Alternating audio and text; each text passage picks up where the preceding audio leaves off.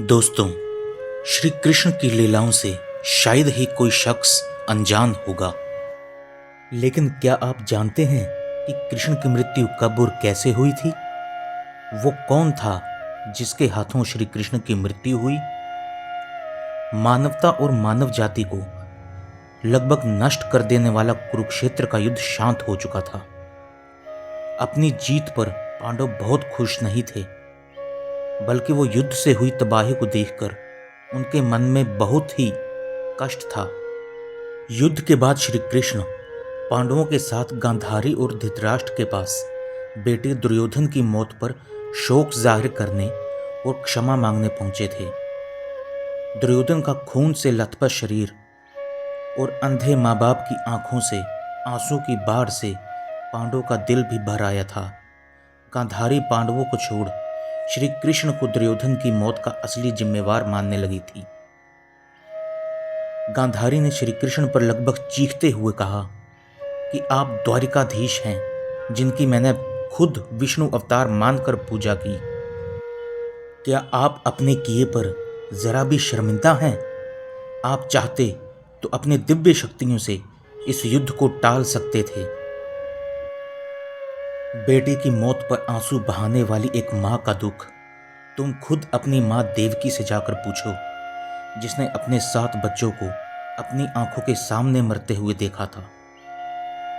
इसके बाद गांधारी ने कृष्ण को श्राप देते हुए कहा, यदि भगवान विष्णु के प्रति मेरी आस्था सच्ची रही है तो आज से ठीक 36 वर्ष बाद तुम भी इस धरती पर जीवित नहीं रहोगे। द्वारिका तबाह हो जाएगा और यादव वंश का हर इंसान एक दूसरे के खून का प्यासा हो जाएगा। ये कहकर गांधारी श्री कृष्ण के चरणों में गिर गई और रोने लगी। कृष्ण ने चेहरे पर हल्की सी मुस्कान लिए गांधारी को उठाया और कहा, माते, आपने जो ये श्राप दिया है इसका असर एक दिन ज़रूर होगा, लेकिन ये सिर्फ मेरे प्रति आपकी सच्ची श्रद्धा की वजह से नहीं, बल्कि बदलते समय की वजह से भी होगा। कहते हैं गांधारी का यही श्राप यादव वंश के विनाश और भगवान श्री कृष्ण की मृत्यु का कारण बना था। कई साल बीतने के बाद श्री कृष्ण के पुत्र सांबा एक दिन गर्भवती स्त्री का रूप धारण करके ऋषि मुनियों से मिलने चले गए। ये देखकर ऋषि भड़क गए और उन्होंने सांबा को श्राप दिया कि तुम एक ऐसे लोहे के तीर को जन्म दोगे जो तुम्हारे कुल और साम्राज्य का सर्वनाश कर देगा। इससे सांबा बहुत डर गए और उन्होंने इस पूरी घटना को उग्रसेन को बताया। सांबा को इस श्राप से बचाने के लिए उग्रसेन ने कहा वो एक तीर का चूर्ण बनाकर उसे प्रभास नदी में प्रवाहित कर दें। ऐसा करने से वो श्राप मुक्त हो जाएगा। जिस इलाके में इस चूर्ण को जमा किया गया था वहां एक खास प्रकार की घास उग आई थी। ये देखकर उग्रसेन ने कहा कि यादव राज्य में किसी भी प्रकार का नशीले पदार्थ का उत्पादन और वितरण नहीं किया जाए। इसके बाद द्वारिका में कुछ बेहद अशुभ संकेत देखे गए, जिसमें सुदर्शन चक्र, श्री कृष्ण का शंख, उनका रथ और बलराम जी के हल का अदृश्य हो जाना भी शामिल है। द्वारका में अपराध और पाप बढ़ने लगे थे।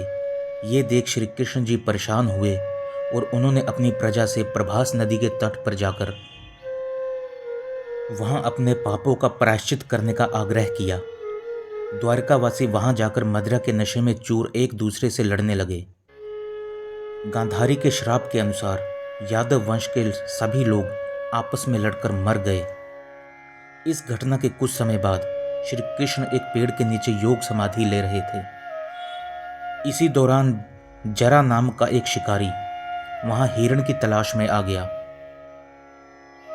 जरा ने कृष्ण के हिलते हुए पैरों को हिरण समझा और उस पर दूर से ही तीर चला दिया।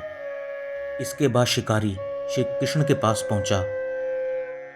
तब उसे अपनी गलती का एहसास हुआ और उसकी क्षमा मांगने लगा। तब श्री कृष्ण ने उसे सांत्वना दी और बताया कि कैसे उनकी ये मृत्यु निश्चित थी। श्री कृष्ण ने कहा कि त्रेता युग में लोग मुझे राम के नाम से जानते थे। राम ने सुग्रीव के बड़े भाई बाली का छिपकर वध किया था। अपने पिछले जन्म की उस कर्म की सजा उन्हें इस जन्म में मिली है। दरअसल जरा पिछले जन्म में बाली था। ये कहकर श्री कृष्ण जी ने अपना शरीर त्याग दिया और कहते हैं श्री कृष्ण की मृत्यु को ही कलयुग की शुरुआत माना जाता है। वीडियो अच्छी लगी हो तो चैनल को लाइक सब्सक्राइब कीजिएगा। धन्यवाद।